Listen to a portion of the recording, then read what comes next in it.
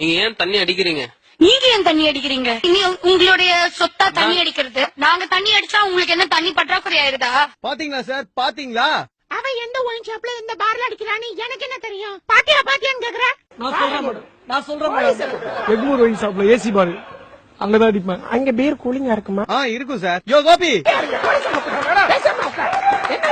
தண்ணி அடிக்கிறது என்ன? சரி, நாங்க அடிக்கிறோம். வேற மாதிரி, ஆணோருக்கு வேற மாதிரியா? எனக்கும் மப்பி ஏறும் உனக்கும் மப்பி ஏறும் தானே? ஆமா, சரி. நாங்க என்ன ஒத்த ரோசா பிள்ளைய ரொம்ப அற்புதமா வளர்த்திருக்கமா, நீ ரொம்ப அழகா வளர்த்திருக்க. நன்றிங்க. ரொம்ப மரியாதை கொடுத்துட்டாவ. ஏமா எப்பெல்லாம் இது சரக்கடிக்கும்? காலை மாலை இரவு 3 வேளை தவறாமல் குடிப்பேன். கிளப்ல மப்பில பாட்டு பாடினதுல எனக்கு ரொம்ப ஹர்ட் ஆயிருச்சு. ஆஹா. ஏன்னா ஃபர்ஸ்ட் ஆஃப் ஆல் நான் கர்ச்சீஃப் கட்டுறேன், என்ன கட்டுறேன், அது வேற யார் பிசினஸும் கிடையாது. பெரிய லம்பாடி பொம்பளையா இருப்பா. ட்ரெஸ்ஸுக்கு பதிலா நீங்க கர்ச்சீப்ப போடுங்க, வேற எதனா கூட போடுங்க. ஆனா போதையில இருக்கும்போது அது காண்டாம பாத்துக்கங்க. பொண்ணை பக்கத்துனா பொறுக்கிய பத்தி விட்டுருக்காங்க.